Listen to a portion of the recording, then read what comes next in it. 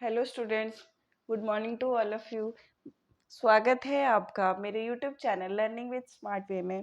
तो आज हम क्लास 10th का 6th चैप्टर का थील्स थ्योरम करेंगे, जो कि बहुत ही ज़्यादा इम्पोर्टेंट है आपका, और इंटरेस्टिंग वे से समझेंगे इसको। ठीक है, तो आपके पास पहला क्या है? Thales theorem. If a line is drawn parallel to one side of a triangle. First line में क्या कह रहा है कि एक हमने लाइन ड्रॉ की है, खींची है parallel to one side of the triangle.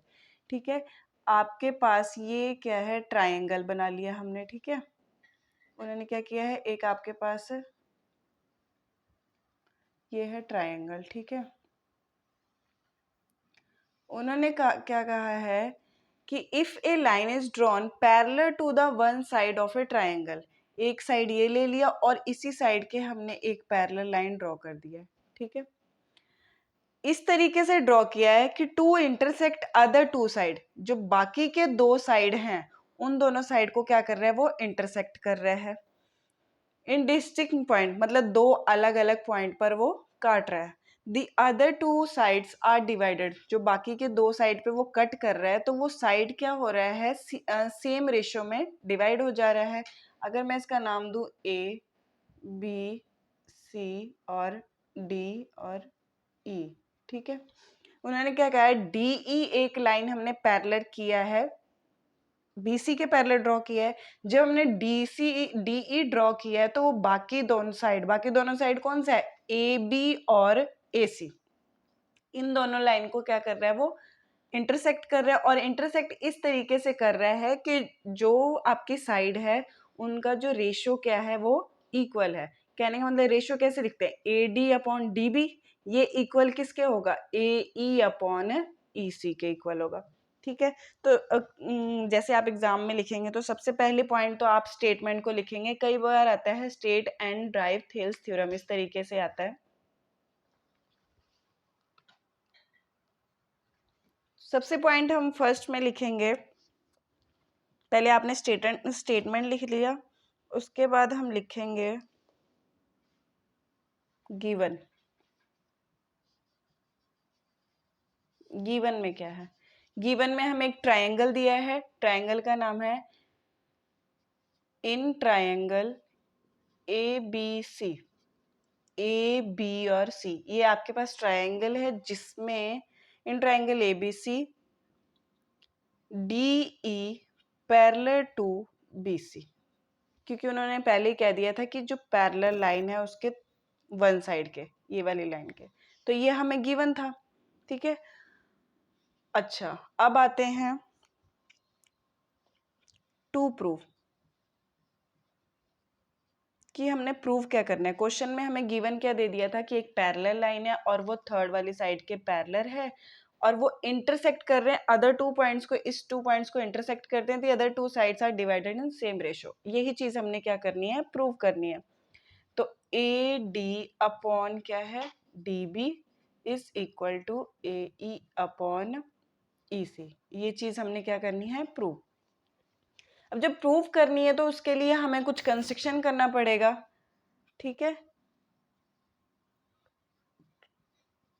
ये कंस्ट्रक्शन में क्या करेंगे? आपने परपेंडिकुलर ड्रॉ करना है, ए डी के ऊपर एक परपेंडिकुलर ड्रॉ करना है जिसका नाम हम दे देते हैं एन, और एक ये परपेंडिकुलर ड्रॉ करना है ए ई के ऊपर जिसका नाम दे देते हैं एम। और इसमें कंस्ट्रक्शन क्या करनी है कि डी और सी को ज्वाइन करना है और बी और ई को क्या करना है? ज्वाइन। स्ट्रेट लाइन है, ठीक है, ये इस तरीके से इसको क्या कर दिया है? ज्वाइन। कंस्ट्रक्शन में तो लिखेंगे कैसे? E N perpendicular to A D, ये आपका परपेंडिकुलर का साइन है,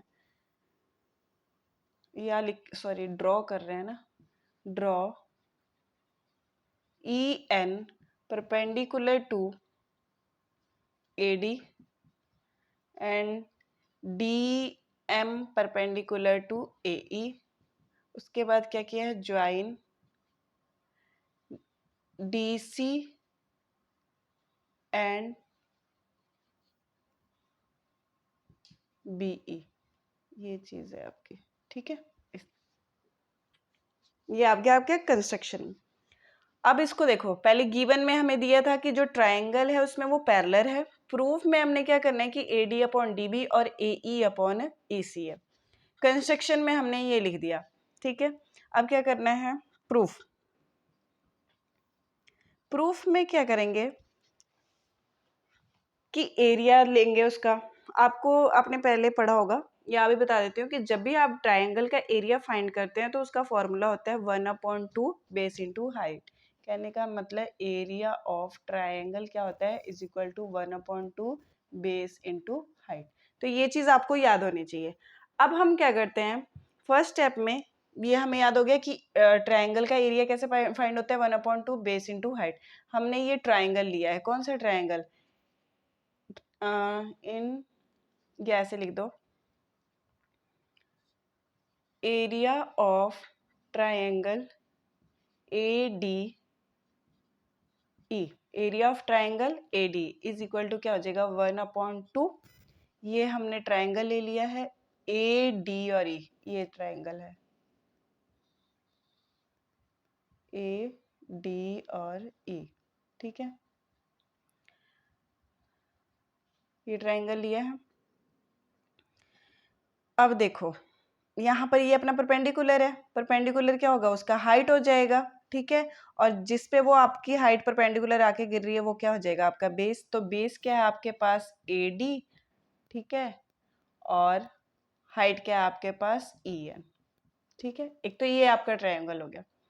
दूसरा ट्रायंगल, नीचे वाला ट्रायंगल लेना है जो इस तरीके से आपका ट्रायंगल बन रहा है, ऐसे करके इस तरीके से ट्रायंगल बन रहा है, ये वाला ट्रायंगल। तो इसका नाम यहाँ पे क्या है, बी डी और E. Area of triangle B D E is equal to 1/2 base आपके पास क्या है इसका, इस वाले ट्रायंगल का, डी और बी। अब हमने देखा कि ऊपर वाले ट्रायंगल में तो हमारा परपेंडिकुलर आ गया है, बट नीचे वाले ट्रायंगल में तो परपेंडिकुलर शो ही नहीं हो रहा है, ठीक है। तो होता कैसे है कि मान के चलो आपके पास यहाँ पे एक कोई पोल है, ठीक है। ये आपका बेस है और यहाँ पे कोई पोल है, ठीक है। तो इस पोल से आपकी ऐसे स्ट्रेट हाइट होगी, ठीक है। अब मैं इसको लेती हूँ कि आपके पास मान के चलो एक ये ट्रायंगल है, ठीक है। तो मैं बोलूँगी इस ट्रायंगल की हाइट कितनी है, तो यही वाला आपका हाईएस्ट पॉइंट है, यहीं से आप हाइट मेजर करोगे, ये आपकी क्या हो जाएगी, हाइट, ठीक है। अब आपके पास अगर ये तो आपका एक्यूट एंगल ट्रायंगल था, अगर आपके पास अब आ जाएगा ऑब्ट्यूस एंगल ट्रायंगल, क्या आ जाएगा, ऑब्ट्यूस एंगल ट्रायंगल, तो ये इसका हाईएस्ट पॉइंट होगा। हाईएस्ट पॉइंट से इस बेस की हाइट क्या होगी, ये चीज होगी, यही होगी इसकी हाइट, ये बेस से ये वाली हाइट। तो हमने क्या नोटिस किया कि जब एक्यूट एंगल ट्रायंगल था तो उसका परपेंडिकुलर अंदर बन रहा था, और अगर जब ऑब्ट्यूस एंगल ट्रायंगल है तो उसका परपेंडिकुलर कहाँ बन रहा है, बाहर। तो एक फिगर से समझते हैं, देखो मान के चलो कि आपके पास ये देखो इस तरीके का था, ठीक है। और ये आपकी क्या हो गई, हाइट हो गई यहाँ पर, ठीक है। अब मैं इसी ट्रायंगल को सेम इसी तरीके से उस वाले ट्रायंगल पर इस तरीके से ऐसे रख देती हूँ, ठीक है। ध्यान देना, ऐसे ट्रायंगल था तो इसकी हाइट इस तरीके से जा रही है, ये वाली। अगर मैं इसको इस तरीके से उठाकर रख दूंगी तो ये वाला इसका हाइट हो जाएगा, हाइट हो जाएगा। तो इसलिए मैं यहाँ पर क्या लिखूंगी कि हाइट यहाँ पर क्या है आपका, ई एन ही है, ठीक है। तो अब क्या करना है, आपके पास एक ऊपर वाले ट्रायंगल का एरिया आ गया और एक नीचे वाले ट्रायंगल का एरिया आ गया। अब जब दोनों ट्रायंगल का एरिया आ गया तो दोनों ट्रायंगल को क्या कर देंगे, डिवाइड, ठीक है। जब डिवाइड किया तो ये क्रॉस हो गया और EN भी क्रॉस हो गया, आपके पास क्या बच गया, AD अपॉन DB। ये तो आपका एक ऊपर वाले ट्रायंगल और नीचे वाले ट्रायंगल दोनों को हमने क्या किया है, उसका एरिया लेकर और उसके जो आपके सेम साइड या सेम जो था वो काट कर हमने ये चीज फाइंड कर लिया। अब लेते हैं सेम ऐसे ही, अब ये ट्रायंगल ऊपर वाला फिर से लेंगे, ठीक है। एरिया ऑफ ट्रायंगल ADE, पहले हमने बेस लेफ्ट हैंड साइड का लिया था, अब बेस हम कौन सा लेंगे, राइट हैंड साइड का। अब उसमें बेस इस ट्राइंगल में क्या आ गया आपका 1/2 बेस आ गया आपका ए ई, ठीक है, और मल्टीप्लाई अब इसका परपेंडिकुलर क्या है डी एम, ठीक है। फिर अब क्या कर लिया अब क्या करेंगे, ये वाला ट्राइंगल लेंगे हम, नीचे वाला ये वाला, इस तरीके का जो ट्राइंगल है आपके पास ये वाला, कहने का मतलब यहाँ पे डी ई और सी, ठीक है, ये ट्राइंगल हमने अब लेना है। क्योंकि पहले हमने कौन सा ट्राइंगल लिया था जो इस साइड बन रहा था, ये वाला बी डी और ई। अब एरिया ऑफ ट्राइंगल क्या हो जाएगा आपका सी डी सी ई और डी, सी ई और डी। इसका भी क्या करेंगे 1/2 और इसका बेस क्या हो जाएगा ई और सी, और परपेंडिकुलर सेम उसी के लिए, क्योंकि इधर भी आपका एक्यूट एंगल बन रहा है। जब एक्यूट एंगल बनेगा तो उसका परपेंडिकुलर ये वाला हो जाएगा डीएम, ठीक है। अब क्या कर देना है, इस इक्वेशन को भी आपने जो दोनों का एरिया है तो दोनों के इक्वेशन को क्या कर देना है डिवाइड। अब ये सेम क्रॉस हो गया डीएम डीएम, तो आपके पास क्या बच गया ए ई अपॉन ई सी, ठीक है।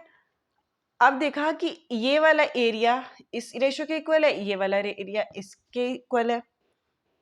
अब हम एक प्रॉपर्टी हमें बताया कि जब आपके पास दो पैरेलल लाइन के बीच में क्या है, दो पैरेलल लाइन के बीच में अगर दो ट्रायंगल बनते हैं और उनका बेस क्या हो सेम हो, मान के चलो ये दो पैरेलल लाइन है आपके, ठीक है, ये इस तरीके से पैरेलल लाइन है, तो इनके बीच में जो आपके ट्रायंगल बन रहे हैं, एक तो ट्रायंगल आपका ये वाला बन रहा है, ठीक है, और एक ट्रायंगल आपका ये बन रहा है, ठीक है। तो इसमें क्या है, दोनों ट्रायंगल का बेस ये इक्वल है, दोनों ट्रायंगल का बेस क्या है इक्वल है। तो जब पैरेलल लाइन के बीच में सेम बेस पे दो ट्रायंगल बनते हैं तो उनका एरिया क्या होता है इक्वल। चाहे आप वो इस तरीके से कोई ट्रायंगल ले लो, चाहे आप इस तरीके से कोई ट्रायंगल ले लो, हमेशा इसका एरिया क्या रहेगा इक्वल रहेगा। तो इसका रीजन है, तो मैंने आपको क्या समझाया कि जब ट्राइंगल बी डी ई, जो आपका बी डी और ई ट्राइंगल बन रहा है, और सी ई डी, सी ई और डी बन रहा है, ठीक है, are on the same base D E, same base पे बन रहा है, ठीक है, और between the same parallel line, दो पैरेलल लाइन के बीच में, तो आपका जो ट्राइंगल होगा वो क्या होगा इक्वल होगा। कहने का मतलब B D E equal to क्या होगा आपका सी डी, दोनों का एरिया सेम हो जाएगा। अब हम क्या करते हैं, इस लास्ट वाले का उठाते हैं, ये आपका लास्ट वाले को उठा के देखा कि हमने यहाँ पर हमारे पास है triangle A D E is upon triangle C E D is equal to क्या है ए ई अपॉन ई सी। अब हमने ये प्रॉपर्टी से ये देखा कि जब सेम बेस पे और दो पैरेलल लाइन के बीच में जो ट्रायंगल बनता है उनका एरिया सेम है, तो ये देखो यहाँ पे एरिया सेम है, कहने का मतलब सी ई डी किसके इक्वल है बी डी ई के। तो मैं इसकी जगह पर क्या लिख सकती हूँ, इसकी जगह पर क्या लिख सकती हूँ, ट्रायंगल जो एरिया है आपका ट्रायंगल बी डी ई लिख सकती हूँ, ठीक है। अपना स्पेस कम पड़ रहा है, ठीक है, तो यहाँ पर देखते हैं, इस जगह पर ध्यान से देखिएगा कि जब मैंने ये बता दिया प्रॉपर्टी के हिसाब से कि दोनों का एरिया सेम है, और मैंने क्या किया जो सेकंड वाला था उसको उठाकर मैंने सी ई डी की जगह पर क्या लिख दिया बी डी ई लिख दिया। कहने का मतलब अब मेरे पास क्या बन गया कि जो ट्रायंगल ए डी हाँ triangle A D E upon triangle C E D, sorry अब तो मैंने चेंज कर दिया, सी ई डी किसके इक्वल है आपका बी डी ई के, बी डी और ई के इक्वल है, तो ये किसके बराबर हो गया ए ई अपॉन ई सी के बराबर हो गया। अब मैंने ये देखा कि अगर ये इसके बराबर है तो ये ही सेम चीज तो हमारे पास ये है, देखो ए डी ई नीचे क्या है बी डी और बी डी, अब ये किसके इक्वल है A D upon D B के। अगर ये चीज इसके इक्वल है, ठीक है, और इसी सेम एरिया के इक्वल भी तो यही सेम चीज है, ठीक है, AD अपॉन DB। तो हम इसको ये भी तो लिख सकते हैं कि जो AD है DB है वो किसके इक्वल है, AD अपॉन DB के भी इक्वल है। तो इससे हमें क्या प्रूफ हुआ कि जो हम इक्वेशन नंबर हमारा क्या है, इक्वेशन 1 और आपका इक्वेशन नंबर 2 और ये आपका इक्वेशन नंबर ये वाला 3, तो यहाँ लिख देंगे from 1 2 and 3, from 1 to 3 we get AE upon, या ऐसे लिख दो जो आपका प्रूफ करना था, AD upon DB is equal to AE upon EC। यही तो हमने प्रूफ करना था, क्या लिख दो, हेंस प्रूफ। ठीक है, ज़्यादा टफ नहीं है, वीडियो को स्क्रीनशॉट कर लीजिएगा और दोबारा जहाँ पे भी कंफ्यूजन हो वहाँ पे दोबारा वीडियो को पीछे करके देखिएगा, आपके सारे डाउट्स क्लियर हो जाएंगे। अगर फिर भी ना क्लियर हो, मैं दोबारा वीडियो बनाने की कोशिश करूँगी, आपके डाउट को क्लियर करूँगी। जहाँ पे भी कमेंट करना, जहाँ पे भी आपको डाउट लगता है, ठीक है। और वीडियो पसंद आई हो तो लाइक करें, शेयर भी करें अपने दोस्तों के बीच में, और अगर चैनल पे न्यू है तो सब्सक्राइब करें। Okay, bye.